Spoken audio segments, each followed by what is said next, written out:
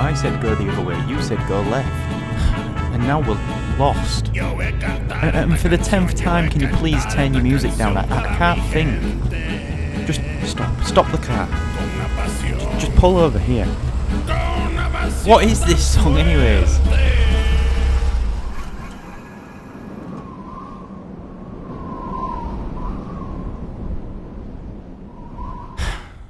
Well, don't look at me like that. You're the one driving. And I swear the sign said this way.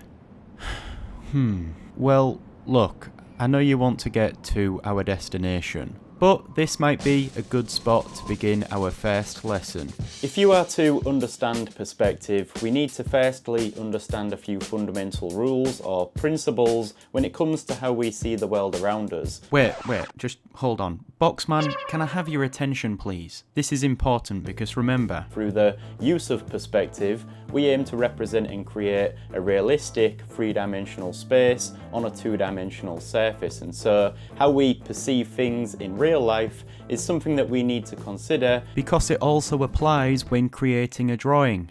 So, let's begin. Objects appear smaller as they move further away from the viewer. This is called diminution. For instance, as you begin driving up this road, notice how the car begins to appear smaller. Also notice how these telegraph poles along the side of the road start to diminish in size as they head further into the distance. This is how we see things in real life, and when applied to a drawing, it's a fundamental means of producing a sense of space and depth. This pencil and this pencil are both equal in size, but if I move this one closer to the camera, the viewer being what you guys are looking at, it starts to look a lot bigger. And this one, if I move that further back, that starts to appear smaller. It diminishes in size.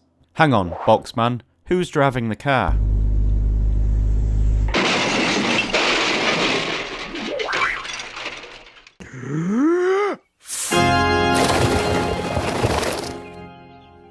Dear Lord, that's the loudest profanity I've ever heard. Also, who builds a brick wall across the road like that? Well, actually, this is a good example of our second principle. Lines or edges of objects which are parallel in reality appear to come together as they recede further away from the viewer.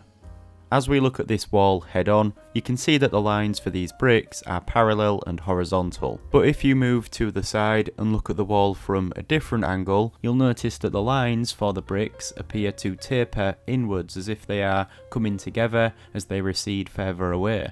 In fact, converge means coming together, and it's a term you'll often hear me use throughout these videos. Well, Boxman, now our car's destroyed. We're gonna have to walk the rest of the way. But before we set off, just pick up that exhaust pipe and I'll explain another principle. Lines and surfaces of objects appear increasingly shorter as they revolve and move away from the viewer. If you hold that pipe directly in front of you, parallel to your face, you'll see its true size. But if you were to now pivot the pipe and turn it on an angle, you'll see how its length starts to appear smaller.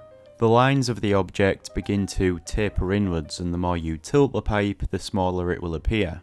You've probably seen many examples of artwork in which the artist uses foreshortening, often to create a more dynamic image. Like one example that comes to mind is in comic books, Superman as he's flying towards the camera with his fist in front of him. There'll be many opportunities for us to learn more about foreshortening in later videos. Anyways, grab your rucksack, we've got a long walk ahead of us.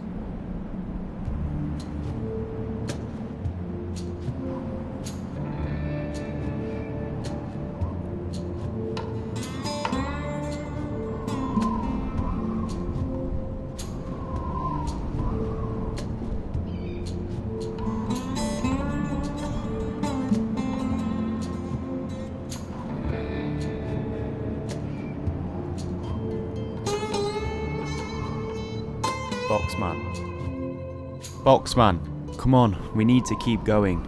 Surely we can't be that far now.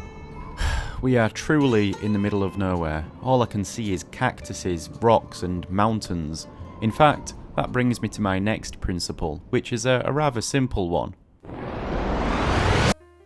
Lines and surfaces for objects that are closer to the viewer will overlap the lines and surfaces of objects that are further away. Although this is fairly obvious, it's also a very important and easy way of achieving a sense of depth and space in drawings. It's clear to see that this cactus is closer to us than the rock and the mountains behind it. If these things didn't overlap, it would be a lot harder for us to see that, and we'd lose that sense of depth. Anyways, we best hurry up, Boxman, because the sun is going down. I think I can see a building over there in the distance. It looks a bit faint from over here though. That's likely to do with the next principle.